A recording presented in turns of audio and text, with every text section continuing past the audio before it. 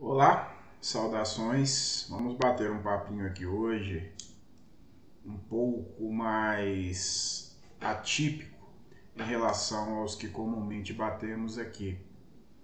Aproveitando, essa época de eleições, vamos falar um pouquinho sobre isso aqui.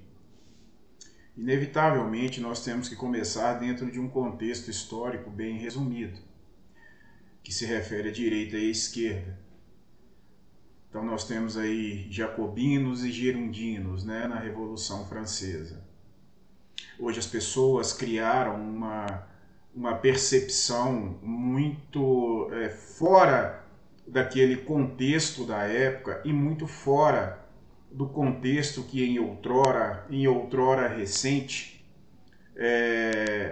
existia no que se refere à direita e esquerda.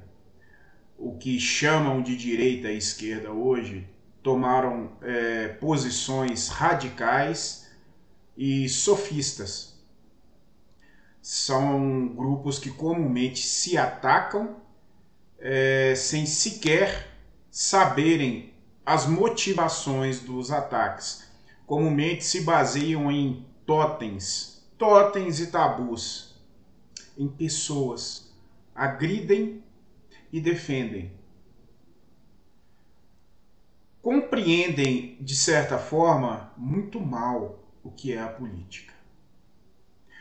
Mas vejamos, lá atrás, na Revolução Francesa, os jacobinos, que se sentavam à esquerda, e os girondinos, que se sentavam à direita, eram ambos grupos burgueses. Ambos queriam o poder, porém cada um tinha instrumentos distintos. Enquanto os girondinos estavam ali mais ligados à nobreza, tinham poder das forças dos exércitos, os jacobinos estavam ainda ligados a questões rurais, mais ligadas aos insumos, bem ligadas aos insumos, e não possuíam poder financeiro para garantir o seu poder bélico com exércitos. Então eles tinham o povo em seu favor. Ambos queriam se projetar financeiramente, lucrar, mas cada um tinha a sua forma de agir. É algo bem semelhante ao que acontece hoje. Nós temos a mesma farinha, o mesmo insumo, porém colocado em pacotes diferentes e vendidos a preços diferentes no mercado. É a mesma farinha. Em algumas situações, nós pegamos aquele insumo, aquela farinha, levamos para uma fábrica que refina aquele insumo, aquele produto, transforma em uma farinha de excelente qualidade, e em outra uma farinha medíocre. No caso da política, todas as farinhas são medíocres, não no termo, não no significado mais original desse termo, mas no significado mais pejorativo, obviamente. Então o que nós temos são pessoas que às vezes se digladiam, que lutam entre si, por não conhecerem de fato para o que lutam. Pessoas são transitórias. Nós temos no nosso sistema o princípio da impessoalidade. Não é a pessoa que importa, mas as suas ações, mas as suas obediências à legalidade. Nós temos critérios de avaliação, de escolha, por exemplo, de candidatos, que são extremamente inúteis. As pessoas vão dizer, tal candidato tem projeto, tal orientação tem projeto, outro não tem. Projeto é só um sofismo raso, porque a maioria das pessoas não entende ou negam o seu entendimento por questões diversas de foro interno, que projetos eles não se realizam somente pelo candidato. É necessário harmonização de poderes. E isso, entre situação e oposição, é algo muito difícil. A escolha do candidato, às vezes, ela tem que necessariamente ser analisada de acordo com a predominância do legislativo, por exemplo, para um cargo executivo, ou vice-versa. Esses conflitos de correntes de pensamento, que hoje chamam de ideológicos, né? Desde Destut, que cria a escola dos ideólogos, muito utilizada, né, na época da Revolução Francesa, e que Karl Marx utiliza depois para se referir a uma coisa extremamente pejorativa, né? Ideologia, no marxianismo, é pejorativo. Por que eu digo marxianismo? Porque o marxismo é algo que foge ao próprio Marx. Em 1879, 78, se não me falha a memória, o próprio Marx disse que ele era tudo menos marxista, devido ao que fizeram com as suas percepções da época. Pois bem, quando Marx fala sobre ideologia, está sempre sendo pejorativo. Aquele que milita sem entendimento é massa de manobra. E aquele que incentiva a militância sem se colocar à frente dela, sem se colocar em risco, é dominador. As pessoas, elas precisam ter consciência, elas precisam saber pelo que estão lutando. E não simplesmente gritar, eu quero os meus direitos. Ou se calar porque tem medo de represálias, tem medo de críticas. Então é necessário conhecimento e ação. E nós não temos isso no nosso país. O que nós temos são massas de manobra direcionadas umas contra as outras pelos próprios totens, pelas próprias pessoas e pelos tabus que elas criam, né? Tudo aí se resume ao atávico humano, a necessidade de autopreservação e para isso é necessária a segurança. Então as pessoas elas vão criar argumentos de que o grupo rival é um grupo perigoso a todos. E ambos pensam assim, um a respeito do outro. E isso gera violência, isso gera ataques, onde ambos acusam os seus rivais de discursos de ódio, de condutas violentas, e ambos têm a mesma coisa. Porque eles justificam as suas condutas. Porque, afinal de contas, eles estão se defendendo do outro grupo, porque foram doutrinados a isso. E isso é extremamente comum de vermos hoje em nosso país.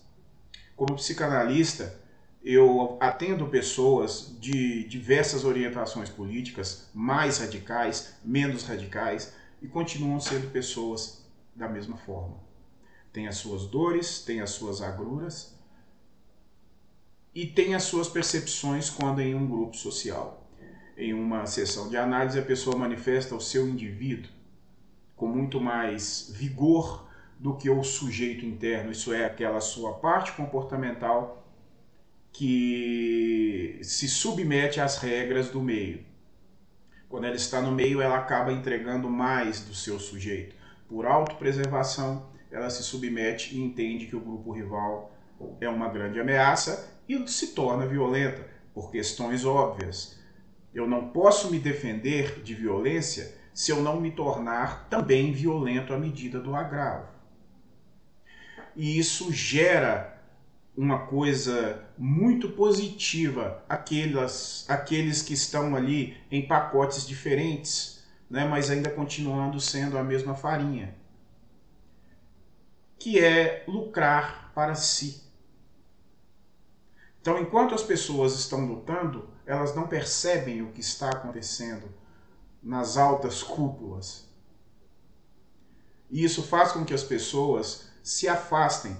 Nós podemos perceber que mesmo quando falamos de direita e esquerda, essa pseudo-direita, essa pseudo-esquerda que existe hoje, que existem aí no mundo basicamente, mas que o Brasil tomou uma proporção, que eu posso dizer, estúpida de ambos os lados. Essas pessoas, quando elas não estão se digladiando, elas estão se digladiando entre si, porque elas vão dizer que aqueles subgrupos, que aquilo ali é um exagero, ou que precisa daquilo, que aquilo está muito calmo, que tem que ser algo mais agressivo. Então as pessoas, elas não vão se tornar povo. Nós perdemos a ideia, nós perdemos a noção de povo. Nós perdemos uma coisa que é essencial aos grupos, a ideia de unicidade. E no mundo moderno, essa unicidade nós chamamos de nação. E a defesa dessa nação, da cultura, das ideias, do território, nós chamamos de patriotismo, que é quando nós nos predispusemos a lutar por essas coisas. Ser patriota não é só lutar, de fato, com armas na mão. Isso é o final. Nós devemos evitar isso, lutando em favor da saúde, em favor da educação, em favor da segurança, em favor da defesa da cultura, em favor da defesa de princípios éticos e morais também, do direito. Quando isso é agredido comumente por uma outra nação, por um outro povo, na verdade por um outro governo que joga o povo, contra outro povo, né? É que nós vamos ser patriotas no sentido de combatente.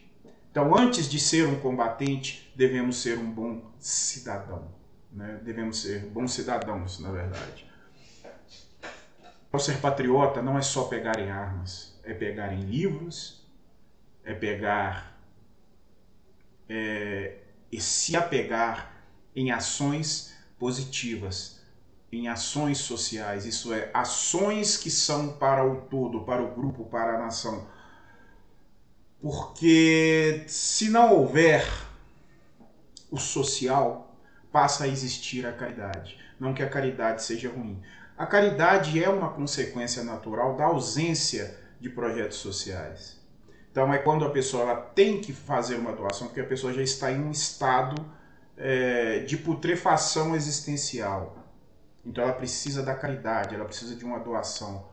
Ela está em uma posição de inferioridade, as pessoas tendem a ajudá-la da forma atendendo a questões essenciais, como alimento, por exemplo. Um país onde a caridade predomina sobre projetos sociais não está indo bem. Não que a caridade seja ruim, repito, ela é fundamental, porque nenhum sistema é perfeito. Mas nenhum sistema também deve entregar a caridade como se fosse a única forma de auxiliar os que precisam. Então nós precisamos do social. E antes de escolhermos um candidato, nós temos que entender o que pode acontecer com aquele candidato. Seja para eleições municipais, estaduais ou federais, não importa, distritais, não tem problema. Nós temos que entender o que tende a acontecer entre situação e oposição.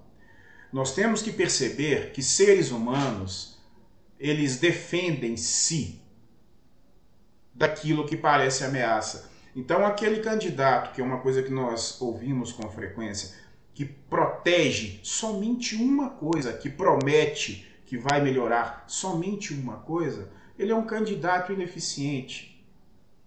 O Estado, né, em lato sensu, isso é poder público, em qualquer nível, necessita de ações conjuntas em todos os setores, saúde, educação, segurança. Então, quando alguém diz, eu vou defender a segurança, eu vou defender a saúde, eu vou defender a educação. Não, ele tem que defender o Estado ele tem que gerir, ele tem que ser um bom gestor, ele tem que entender que existem circunstâncias, que existem momentos em que tem que priorizar determinado setor. Não é simplesmente dizer eu vou fazer. O indivíduo está se candidatando a deputado estadual ou federal ou a vereador, está dizendo eu vou fazer, eu prometo.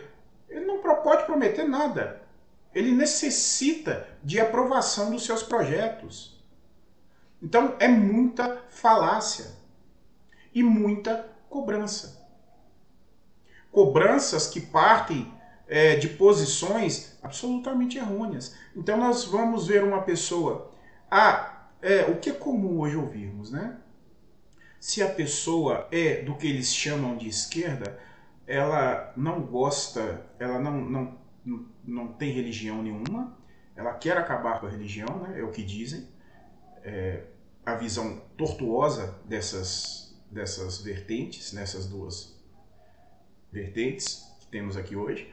Ela é uma pessoa promíscua, é uma pessoa que gosta de drogas, é uma pessoa, enfim, né, desse lado. Do outro lado, a pessoa que é de direita, ela é uma pessoa, eu estou falando dos aspectos negativos, ela é uma pessoa dominadora, ela é uma pessoa intolerante, porque ela só quer, no caso do Brasil, tem que ser cristão, né? E ser cristão é uma coisa extremamente complicada, porque o cristianismo ele é extremamente variado, e nós temos diversas divergências cristãs, principalmente no nosso país. E vão dizer, né, que essas pessoas elas são falsas no aspecto da família, que é só imagem, e por aí vai. Né? Então, isso é o que um grupo fala do outro. Mas, em verdade, são pessoas que estão ali buscando segurança existencial, que é uma condição humana. Então, quando ela se coloca em um determinado meio, ou ela tem as informações de que um determinado lado é mais seguro, ela vai abraçar esse lado. Então, antes de escolhermos um candidato, uma candidata, nós temos que nos afastar disso. E que comumente nós somos atacados, né, algumas pessoas. Se você não tem posição política, você é um perigo, você é burro, você é estúpido. Aí se você senta com a pessoa 5 minutos e conversa sobre ciência política, sobre história, sobre filosofia, a pessoa não faz ideia das coisas basilares. Ela não faz ideia de questões jurídicas, constitucionais, por exemplo. Ela não faz ideia de direito administrativo. São pessoas que cobram, exigem, mas dos outros, não de si. Porque estão sendo manipuladas, porque muitas aceitam isso. A escolha do seu candidato, da sua candidata, deve se pautar na razão, na capacidade de gestão. Não é uma pessoa que nós vamos conviver ali do lado. Eu não vou com a cara desse candidato, dessa candidata, pessoa nojenta, eu tenho asco, vontade de vomitar. Tem capacidade de gestão? É isso que nós queremos dessa pessoa. Nós não queremos uma pessoa simpática, e os políticos entendem isso. Porque na época das eleições eles vão para a feirinha, vão comer pastel, vão dar tchauzinho, vão fazer promessas que eles já fizeram, muitos, né? Em mandatos anteriores e não cumpriram, exatamente porque não tiveram interesse ou porque compreendem que não cabe somente a eles. Então a promessa de um candidato ao legislativo, em qualquer nível que seja, tem que ser uma promessa de que ele vai fazer o possível para defender, para conseguir determinadas coisas. Ele não pode dizer que ele vai fazer, que ele vai conseguir, que é uma promessa dele, porque não cabe a ele. Não cabe ao chefe do executivo dizer que, de qualquer nível que seja, que ele vai fazer, porque não depende só dele. Então as pessoas elas precisam de fazer uma análise um pouco mais fria e sair do lado emocional. Ah, eu não gosto desse candidato, eu não gosto daquele candidato. Ah, porque um é ladrão. Ah, porque o outro é ladrão. Ah, porque um é honesto. Ah, porque o outro é desonesto. Isso não tem nada a ver com o caráter da pessoa, com questões pessoais, com uma pessoa que eu vou conviver com ela. É uma capacidade de gestão. É um histórico jurídico limpo, o que é difícil. E se a pessoa ela entender que nenhum candidato ou candidata é digno do seu voto, não vote. Vote em branco. Vote nulo, na verdade, vote nulo. Algumas pessoas dizem que não, se você vota nulo, você está colaborando com... Você está perdendo um direito. Primeira coisa, votar não é um direito. Votar é um dever. Tudo aquilo que você é obrigado a fazer, que você é sancionado caso não faça, como votar, você tem um dever, você não tem um direito. O direito do voto está, por exemplo, com o idoso.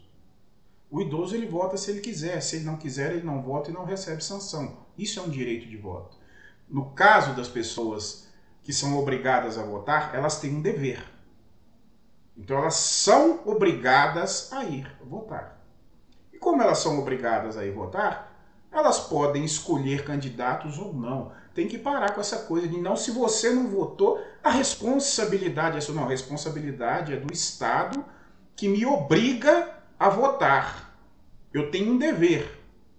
Então a responsabilidade não é minha. A responsabilidade é do Estado que me obriga a votar. Ah, mas você escolhe um candidato. Bom, se ele ganhar por um voto e fizer merda, a responsabilidade é minha.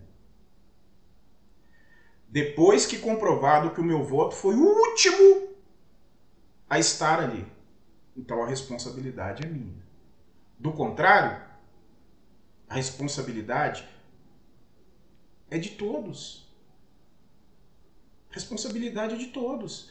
Essa coisa ah, mas o político fez uma coisa errada, a responsabilidade é de quem votou nele. Qual político que já fez coisa boa em todo o seu mandato? Nenhum. Todos têm um histórico ruim. E nós ainda estamos vivendo em um momento de medo, de pavor, de coisas que existem às vezes nas mentes das pessoas, né? Tanto para um lado quanto para o outro. Esses pseudo-lados que nós temos aqui no nosso país, né? Em outros também, mas vamos falar do que é nosso. Então nós temos direitistas e esquerdistas aqui que não tem nada a ver com esses movimentos. Não estão falando de gestão, não estão falando de economia, não estão falando de projetos sociais. Estão falando de coisas absolutamente diversas que deveriam estar na seara da vida privada. Como, por exemplo, orientação sexual, religião. Né? Se a pessoa ela é homossexual, heterossexual ou bissexual, que são as únicas 3 orientações sexuais que existem, isso é um problema dela. Ela vai exercer isso entre 4 paredes. Isso não tem nada a ver com o caráter dela. E aí algumas pessoas vão dizer, mas tem que lutar pelos direitos. Quais direitos? É essa a pergunta. Quais direitos? Muito dessas lutas estão indo para um lado absolutamente grotesco, dantesco, errado. A luta é copule em público. Né? Porque se existe, não tem que esconder de ninguém. Isso é errado. Não interessa se é homossexual, bissexual, heterossexual. Ninguém quer ver pessoas copulando no meio da rua, como não quer ver ninguém defecando também. Isso é uma questão de preservação do relativo equilíbrio social. Nenhum pai, nenhuma mãe que tem consciência de realidade quer ver o seu filho ou filha de 5, 6, 7 anos passando na rua e vendo 2 pessoas ou mais mantendo relação sexual, porque isso vai provocar pulsões sexuais na criança de maneira precoce e isso gera problemas depois para a criança e para a sociedade se isso se torna uma coisa muito comum. As pessoas, se você não tem religião, você é ruim. O que mais existe são pessoas hipócritas dentro de templos.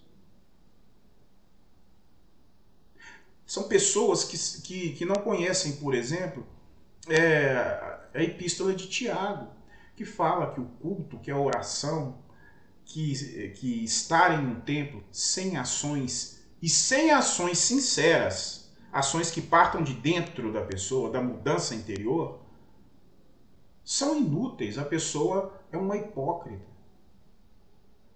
A função de uma religião é mudar a pessoa por dentro, para que as ações dela sejam originadas no seu interior, no seu foro interno. Se assim não for, ela é mais uma hipócrita. E aí tem os apontamentos de dedo. Ah, se você não segue nenhuma religião, se você não é cristão, você é uma pessoa ruim. Então são essas imbecilidades que estão dominando a nossa sociedade atual.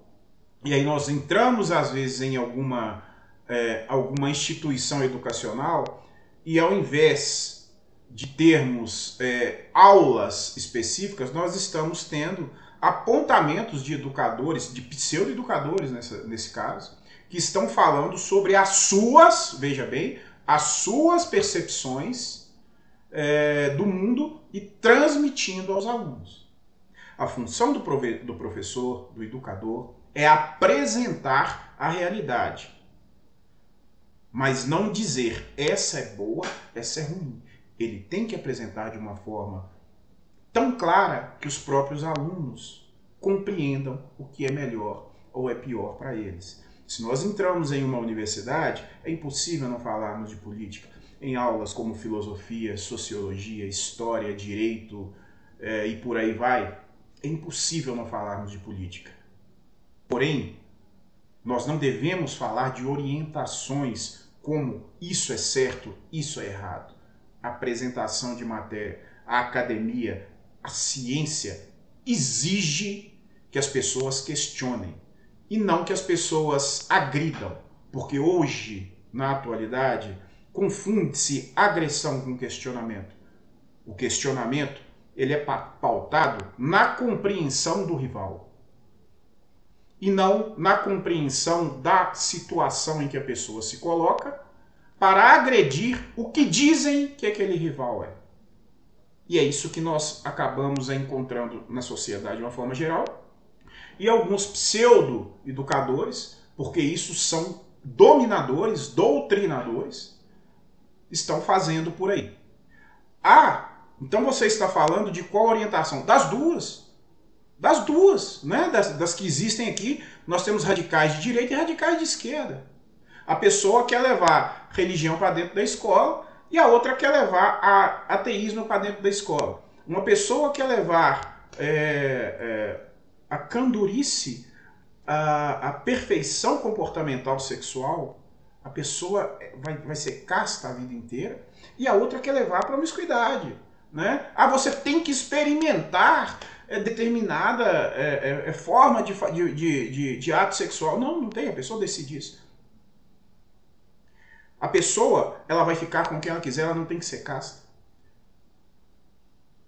Então tudo isso gera problema na hora de escolher um candidato, porque a pessoa ela já vem com um pré-conceito. Ela tem um conceito absolutamente formado, que é absolutamente distinto da coisa, do fato. Então nós chegamos em um ponto que nós necessitamos, pelo bem do nosso povo, compreendermos que essa coisa de direita e esquerda que existe no Brasil é uma falácia horrorosa, é uma falácia terrível. Todas as pessoas que são consideradas radicais, tanto de um lado ou de outro, quando são perguntadas sobre determinadas coisas, elas respondem a mesma coisa. Você, por exemplo, você é favorável você se sente bem vendo pessoas passarem fome, jogadas na rua? Todos vão responder, claro que não. Se você pudesse ajudar, você ajudaria? A pessoa diz, claro que sim. Você quer ver uma pessoa sem formação escolar, sem formação acadêmica? Não, claro que não. Eu gostaria de ver as pessoas bem educadas. Você gostaria de ver uma pessoa passando fome? Todos vão dizer, claro que não. Você gostaria que as pessoas fossem livres para manifestar as suas ideias? Claro que sim.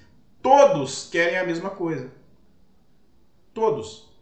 Só que escolhem modelos diferentes, instrumentos diferentes para adquirir isso. E nós temos um problema maior, que é que essas pessoas se digladiam sem se comunicarem. Elas não conhecem de fato o outro lado. E se tornou algo tão difícil disso acontecer que às vezes parece um sonho, um ideal bobo, infantil, de ver essas pessoas entendendo que elas têm que formar um povo, uma nação. Nós ainda temos, né, o complexo de colônia do brasileiro, que é dizer que o Brasil não presta. A maioria dessas pessoas sequer saiu do país. Não conhecem a realidade. Ou quando saem, elas vão para lugares turísticos, né, que isso nós sabemos que existe no próprio Brasil.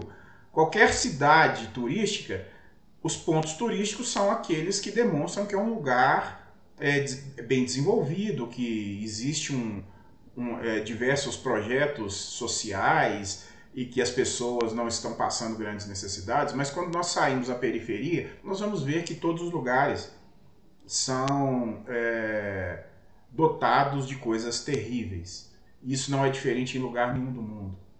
Então o brasileiro, ele precisa de parar com essa imbecilidade de falar mal do país dele, de falar mal de um país que ele sequer conhece.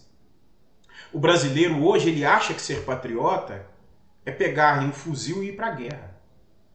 Isso é o ápice do patriotismo. É quando as ações patriotas de prevenção e de manutenção do Estado, do povo, da nação, não funcionam mais, são agredidas por um invasor. E aí sim, essas pessoas elas vão defender o seu povo, a sua gente, a sua cultura, o seu modo de vida. Isso aí qualquer um vai.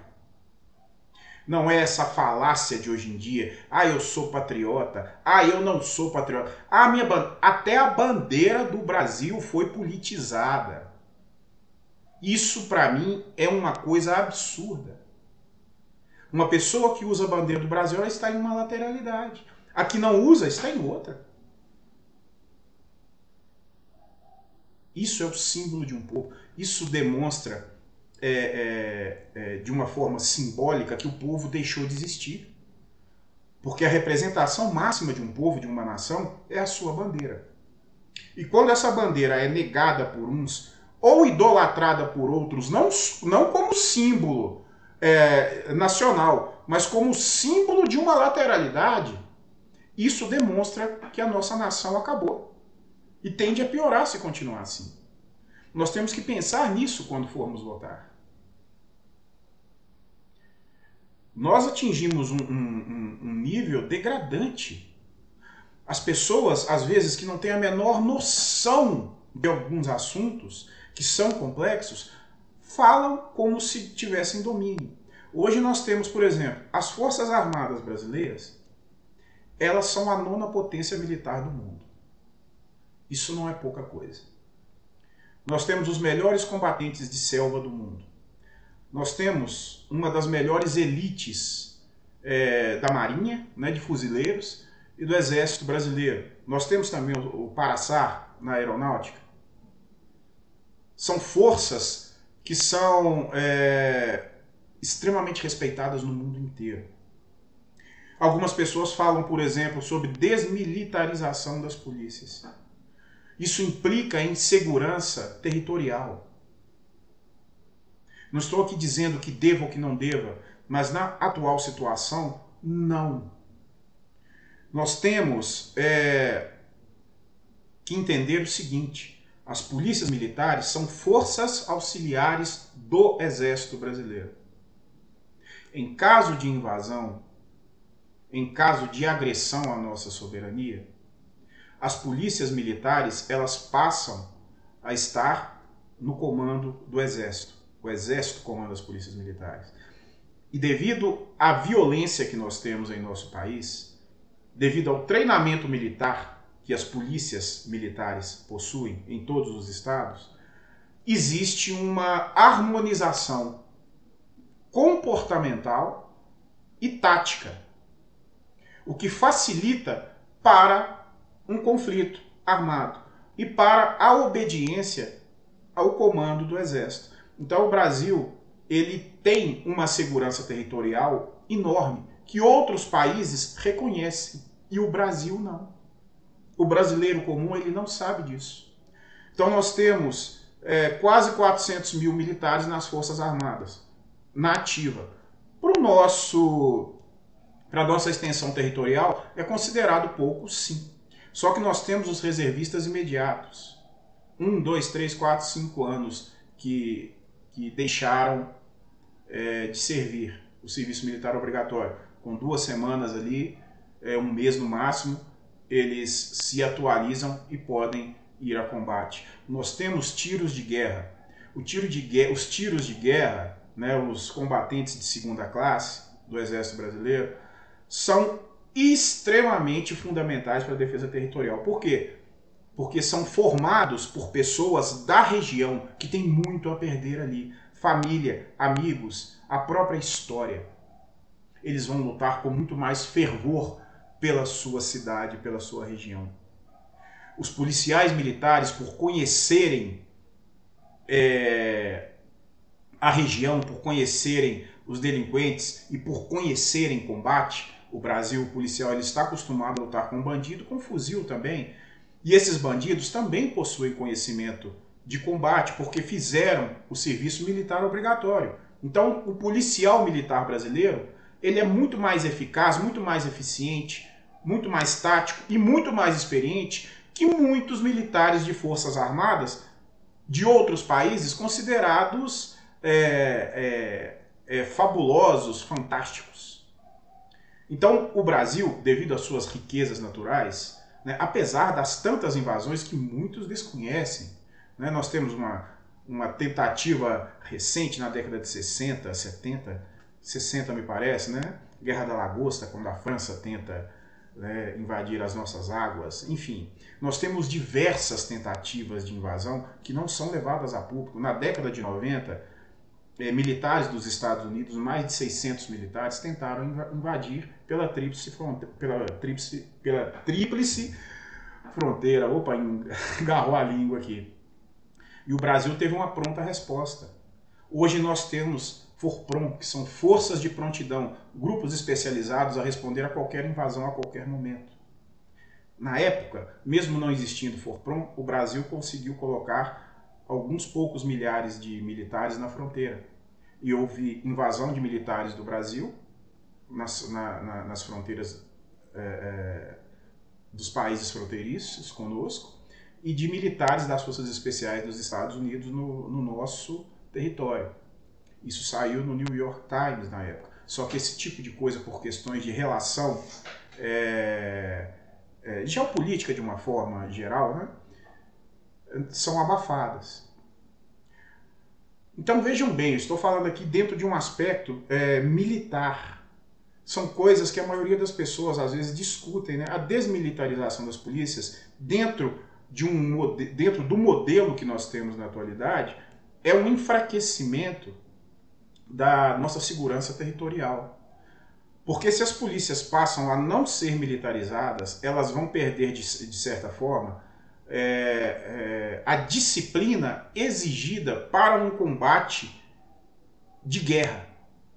E os nossos policiais militares, eles têm essa capacidade.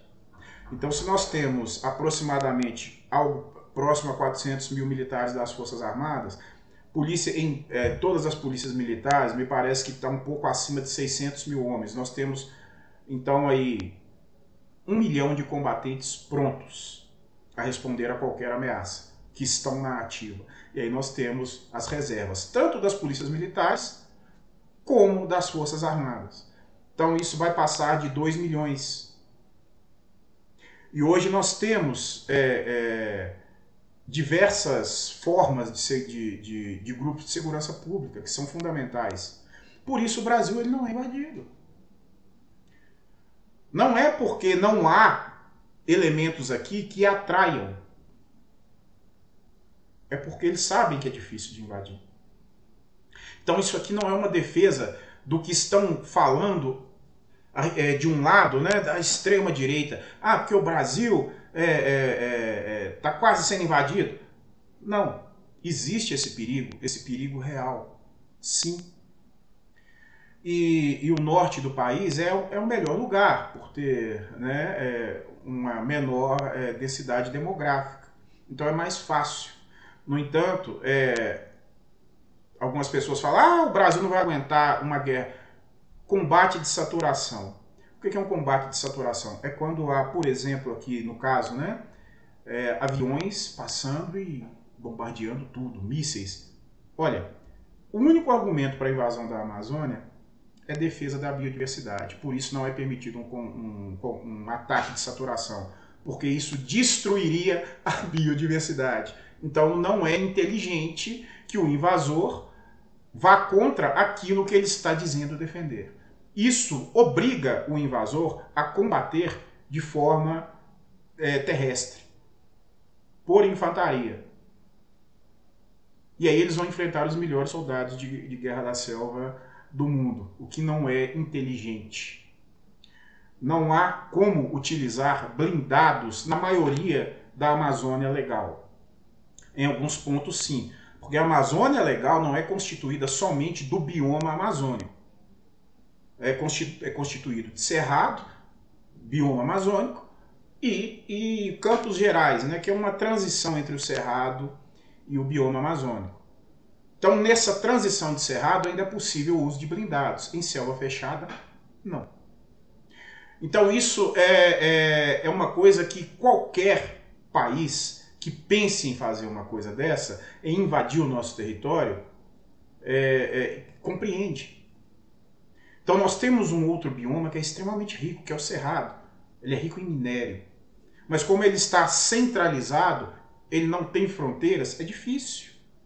Teria que passar pelas fronteiras. Teria que adentrar em um território extremamente extenso e com muitas montanhas. Né? O cerrado ele tem muitos planaltos, na verdade. Né? Então, assim, são coisas que as pessoas elas têm que entender no momento de votar. Nós temos uma economia baseada na agricultura. Então as pessoas elas precisam de compreender mais sobre a agricultura, entender sobre os defensivos, sobre os agrotóxicos, entender se aquele político ele está fomentando o uso inadequado destes elementos. Se ele está abrindo demais a guarda, se ele está permitindo quantidades mais altas desses elementos, o que é perigoso à saúde. Né? Então não é só aquela coisa de, não, nós precisamos sim de defensivos, não tem como. Mas nós temos que entender quais estão sendo utilizados e a dosagem. Nós precisamos de um controle mais severo. Somos aí 212, 215 milhões de habitantes, nós não podemos viver de agricultura na horta, como algumas pessoas vão dizer, não, é só você plantar em casa e você... Não, não é assim, não funciona assim. Os grandes centros não têm lugares para isso, né? As moradas horizontais não tem como a pessoa plantar para se sustentar. Ela precisa da agricultura. Então é muito fácil, às vezes, criticar o agricultor estando em um grande centro onde tudo cai ali. Então, por mais que a pessoa critique, ela vai dizer, não, eu só me alimento eu não consigo usar esse termo, sabe? De orgânicos. Tudo é orgânico, né? Não tem... o que tem mais agrotóxicos, ele é orgânico da mesma forma. Eu prefiro falar caipira da roça, né? Então, assim, a pessoa que se alimenta ali de caipira da roça, primeiro, ela paga um absurdo. mas ela tem grupos, ela tem cooperativas que trabalham com isso. Agora, se esses grupos deixarem de trabalhar e a pessoa quiser viver só da sua horta, isso vai ser impossível. Nós vamos retroagir a 7, 8 mil anos, 10 mil anos, vamos nos tornar coletores novamente. Então é fundamental entender que nós precisamos sim de defensivos, de agrotóxicos, mas nós precisamos de um controle mais rígido disso. Principalmente nas dosagens. Às vezes a pessoa diz, mas esse agrotóxico aqui ele é utilizado no mundo inteiro, nunca deu problema. Aí vai analisar a legislação de cada país. Né? Às vezes um país ali permite 0,5%, no outro é permitido 8%, aqui no Brasil é permitido 8,5%. Aumenta muito o risco. Né? Então nós temos que analisar isso sim. Nós temos que analisar tudo isso.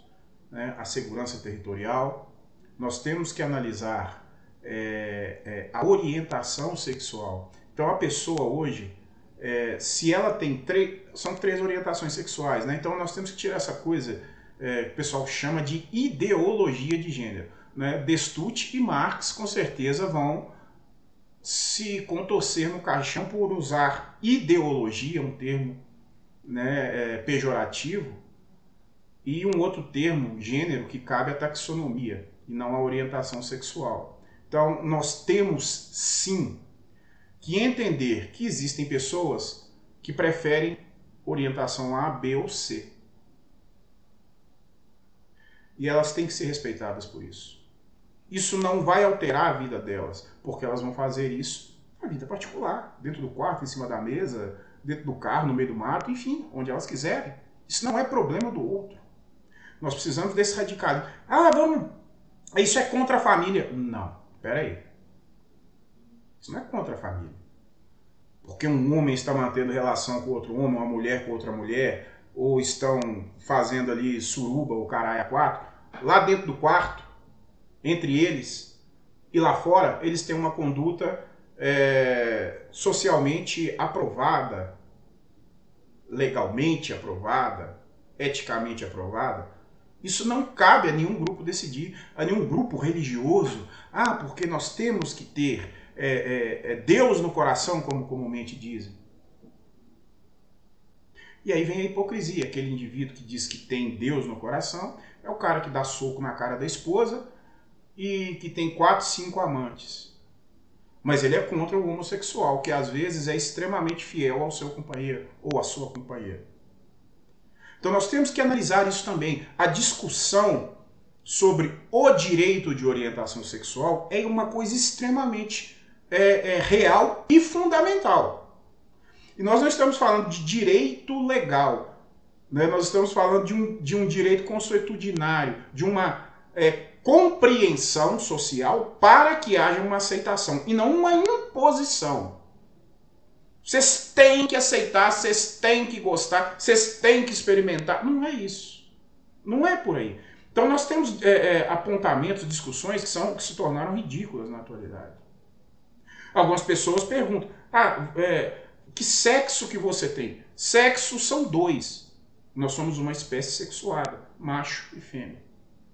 E o intersexo, ou hermafrodita, que é um distúrbio, né, genético, e que cria uma morfologia diferente, que comumente vai pender ou mais para um lado ou mais para o outro.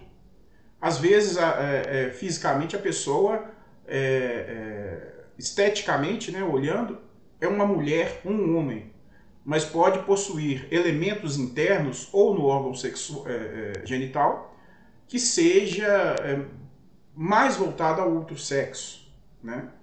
Então, por exemplo,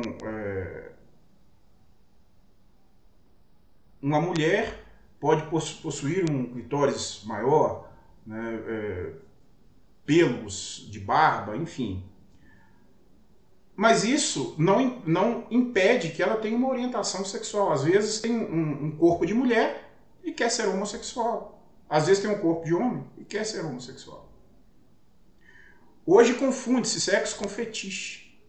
Né? Então, um indivíduo que tem uma experiência sexual, que gosta do ato sexual de forma X, eles colocam aquilo como se fosse um sexo. Isso está tudo errado. Isso não é uma discussão para ser levada. Então isso redireciona a nossa atenção política, a nossa atenção econômica, a nossa atenção da gestão pública para coisas que são, obviamente, irresolúveis. E isso gera uma discussão constante e uma desatenção naquilo que nós deveríamos ter atenção. Então a pessoa está falando ali que ela tem que ir para a religião, que ela tem que ir para a igreja, o outro está falando que ele pode fazer sexo de forma A, B ou C. Enquanto isso, problemas reais, problemas de gestão, problemas de segurança, problemas de saúde, problemas de educação estão ficando ali para serem resolvidos, a Deus dará. Então nós temos que ter consciência de um todo antes de votarmos. Então quando um grupo, por exemplo, esse grupo pertencente à segurança pública diz, olha, eu vou votar em quem promete que vai dar coisas boas para a segurança pública. Aí o outro diz, eu vou dar para a educação, porque ele é da educação.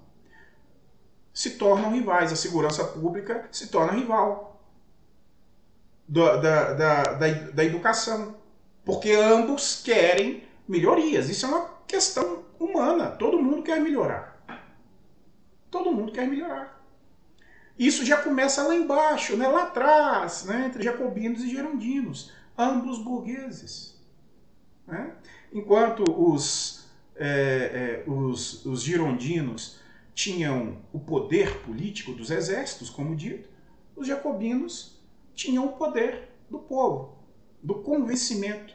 E ambos usavam o sofismo para colocar as suas lateralidades umas contra as outras, enquanto lucravam, né? Inclusive entre conchavos entre si. E isso, de fato, é algo que nesse sentido de direita e esquerda ainda conseguimos manter muito bem. Né? Como eu disse, é a mesma farinha em embalagens diferentes. Então nosso papinho hoje aqui mesmo foi só, hoje de fato um papo mesmo, né? Nós precisamos de analisar as coisas de uma forma mais refinada, menos pulsional.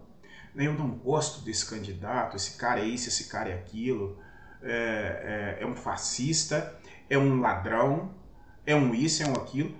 Nós temos coisas positivas, por exemplo, né, dando nome aos bois, no governo do ex-presidente Lula. Nós temos coisas positivas no atual governo do presidente Bolsonaro.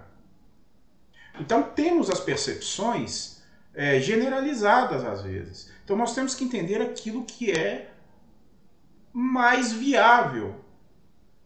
E lute por aquilo, sim. E tenha a liberdade, e tenha como dever pessoal lutar pela liberdade de se expressar, mas sem a agressão. Principalmente agressões pessoais. Nós entramos em redes sociais, por exemplo, nós vamos ver pessoas se digladiando por coisas simples, por bobagens sobre orientação política. Ah, que o seu político de estimação, vocês que têm político de estimação, nós temos uma terceira via, nós temos uma quarta via. Não tem via nenhuma, é tudo a mesma coisa. Nós precisamos de políticos que tenham capacidade de gestão e que tenham uma certa harmonia entre os poderes, para que nós, povo, ralé, tenhamos algo de positivo. Precisa partir de nós. A mudança política, ela não depende de políticos, ela depende de cada um. E esse é o problema. Como psicanalista, eu sei muito bem como a saúde mental ela é colocada em último plano.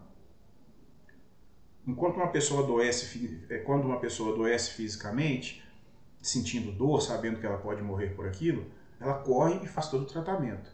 A questão emocional, enquanto ela não se agrava, não chega em um nível drástico, essas situações elas vão e vêm. Então a pessoa, quando ela está mal, ela vai e procura o profissional. Quando ela tem uma melhora, ela esquece. Entra num relacionamento novo, um trabalho novo, consegue um bem novo, esquece. Porque aquilo abafa como fuga o problema interno que ela tem que ainda não foi resolvido. E isso é uma coisa geral, né? Todos os seres humanos têm alguma coisa e alguns têm problemas mais sérios. E essas lateralidades, elas fomentam esses problemas. E essas pessoas vão se tornando cada vez mais violentas, mais agressivas umas com as outras. Ah, tal lado tem discurso de ódio. Não, tal outro lado tem... Ambos os lados têm discurso de ódio, né? Essas terminologias que surgem, mas sem um significado, sem um marco histórico daquilo, que comumente tenta ser definido por uma lateralidade, né? Um discurso de ódio. O que é isso? É uma agressão a um grupo rival. É um fomento a um confronto. Ambos os lados fazem isso. Que político que não faz isso? Todos fazem isso. Então, negar isso já é um sinal de que nós temos que fazer uma introspecção, uma reflexão bem mais profunda. E cada um que escolha o seu candidato, a sua candidata, compreendendo que são transitórios e que eles não vão resolver problema algum, que o nosso país ele não vai virar um paraíso. Nós temos que entender que temos que escolher políticos que vão assumir cargos e que devem atender à totalidade, e não a grupos específicos, como nós vimos em todos os governos. Governos passados atendendo a grupos específicos, governos atuais atendendo a grupos específicos. E depois, quando entra um outro, aí, nossa, acabou com a gente. Agora está dando lá para tal grupo. É exatamente essa ideia de ficar fazendo promessa eleitoral pensando só em si, no lado que representa. Então o cara entra para a área da área de segurança, ele entra colocado pelos colegas da área de segurança e ele só promete coisa para a área de segurança. O cara é da educação, colocado pelos colegas da educação, só promete coisa da área da educação. E a maioria não dá nada para ninguém. Não consegue materializar os seus projetos. Porque são projetos específicos e em um estado deve haver harmonização na gestão. Não dá para direcionar todas as ideias, todos os projetos a uma coisa só. Então tudo tem que ser atendido. E por isso a maioria dos casos não é atendido. O cara está recebendo dele ali, deixa o resto para depois e isso acusa, porque a oposição não quis. Então vamos ter um pouco de sanidade, né, no momento do voto. Vamos ter consciência de que nenhum dos candidatos vai resolver problema.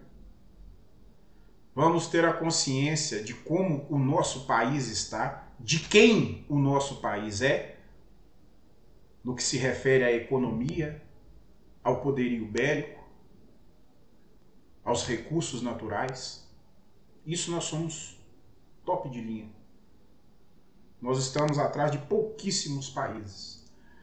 E não tão atrás que não possamos estar frente a frente com eles.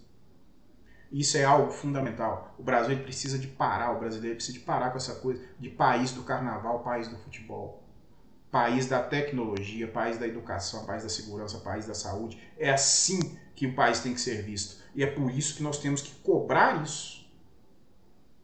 Cada um à sua forma. Cada um de acordo com o seu candidato, a sua candidata. E tentarmos, né? Tentarmos não, pararmos com essa coisa de agressão pessoal.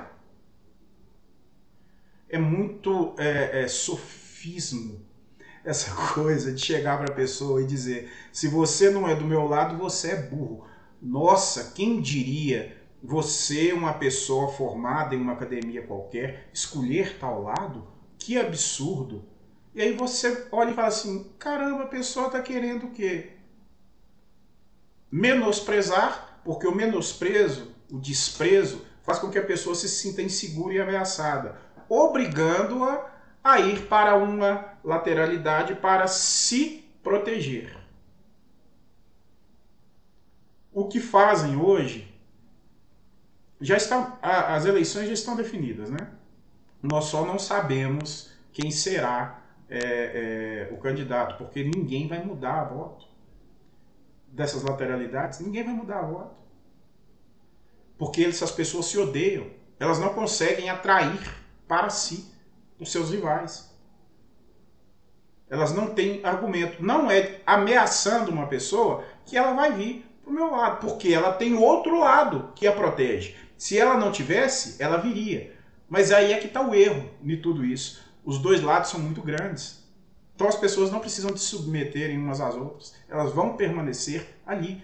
Isso é um aspecto evolutivo. Se eu estou em um meio de perigo, em um meio selvagem, e eu encontro um grupo, qualquer grupo, eu vou me filiar a ele. Porque ali, por mais baixo que eu esteja naquela hierarquia social, é ali que eu fico, porque eu tenho uma certa proteção. Quando eu já estou em um grupo, eu vou lutar com aquele grupo, porque ele vai ser um rival dos recursos de subsistência do meu grupo. Então, um grupo não vai chegar para mim e dizer, não é para mim que eu digo de uma forma geral, para mim, para você e para todos, e dizer, se você não vier para o meu lado, você vai ser considerado estúpido, burro, ou você vai quebrar a cara e eu vou ficar com medo e vou. Não, eu vou falar, então eu vou continuar do meu lado aqui. Porque você agora está sendo uma ameaça para mim. Então não tem mais essa coisa que antigamente ainda tinha, antigamente há pouco tempo, há 2 décadas, de alguém conversar e a pessoa dizer, não, realmente eu acho que eu vou mudar de candidato, eu estou pensando aqui. Não vai mudar. Porque criou-se um ódio generalizado. O discurso de ódio ele é generalizado, ele parte dos dois lados. A antipatia pessoal foi pessoalizada a coisa. E foram criados deuses, né? Aquele que vai chegar, tomar o trono e tudo resolver. E não vai. Né? Então o papinho hoje aqui não é nem sobre isso, é um papo, né, relacionado aí a questões políticas, a nossa atual situação. E o que nós temos que entender é de fato isso, nós temos que voltar à situação de povo, de nação, de nos compreender como grandes no mundo, importantes no mundo, em tudo, em tudo. O Brasil é extremamente importante em tudo. Quem fala mal do Brasil não conhece o próprio país. Ou é algum imbecil estrangeiro que realmente não conhece. Coisa que é muito rara, porque a maioria das pessoas de fora conhecem o Brasil de uma forma que os brasileiros não conhecem. O poder econômico, o poderio bélico, o poder tecnológico. Né? Nós temos, por exemplo, no Brasil, um colisor de partículas. Poucas pessoas sabem disso. Um dos mais sofisticados do mundo. Então nós tivemos diversos atrasos, nós poderíamos ser mais avançados, óbvio. Mas não é falando mal ou criando lateralidades que isso vai melhorar. Nós precisamos pensar como nação. Né?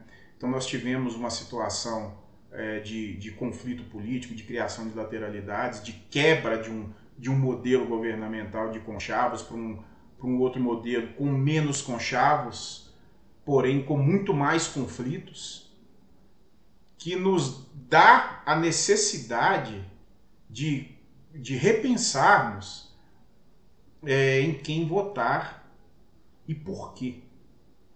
Porque o nosso país, nós tivemos até nós temos, na verdade, uma apresentação do poder judiciário quase como poder político, intervindo em questões políticas. Nós temos opiniões de militares dentro de questões políticas, coisa que não é permitida também. Então nós temos uma situação que nos demonstra que o nosso país precisa urgentemente de um povo. Por mais que alguns grupos continuem se digladiando, nós precisamos de pensar na reformulação da nossa nação. Nós precisamos entender que a nossa bandeira ela representa um povo, ela não representa uma orientação política e sequer deve ser desprezada por algum imbecil. Ela é um símbolo de um povo, de uma cultura, de uma história. Ela não é objeto de campanha. E muitos, né, que vêm da esquerda radical colaboraram com a perda da bandeira como símbolo de povo, porque negaram essa bandeira. E aí vem a direita radical e abraça essa bandeira não como símbolo de nação, mas como símbolo da sua lateralidade. Resumidamente, os dois cagaram no pau, com licença da expressão. Duas massas de manobra que se julgam na razão. A bandeira é do povo, a bandeira não é de candidato. A bandeira tem que ser utilizada por qualquer orientação política, ela não pode ser negada, não.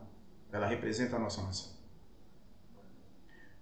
Ok? Então vamos refletir um pouco aí sobre os nossos candidatos, né, sobre as suas orientações, se são radicais demais ou se não são, se são pessoas que estão cheias de ódio, com desejo de vingança, né, que vai ter poder na mão. E vamos tentar fazer boas escolhas. E não precisa de dar satisfação de quem você votou, vai votar. Você tem o dever de votar e não de cientificar a sociedade em quem você votou. Porque hoje nós temos um voto de cabresto social. A ideia do voto secreto foi exatamente para acabar com a ideia do voto de cabresto, né, dos coronéis da época. Vem cá, você tem que votar aqui, deixa eu ver em quem você votou. Hoje, o que a sociedade faz? As duas lateralidades, elas colocam um cabresto e obrigam a pessoa a votar, né? Mesmo ela tendo direito ao voto secreto, que acabou se tornando um dever, né? Porque se fosse um direito, ela poderia dizer: eu quero falar ou não quero falar, eu quero filmar ou não quero filmar, porque o voto é meu. Eu posso dizer com quem... Então, a partir do momento que a pessoa é proibida de dizer, de filmar em quem vota, ela passa a ter um dever, né? Não é um direito. Ela tem o dever de não fazer isso. Pode ser justificado por diversas formas. Não, para não virar um meio de propaganda e dizer que a maioria das pessoas estão votando em candidato A ou B e gerar conflitos. Então, isso também demonstra que o voto não é um direito, é um dever. Então, tenham essa consciência do que está acontecendo de fato em nosso país, de tudo que aconteceu e do que pode vir a acontecer.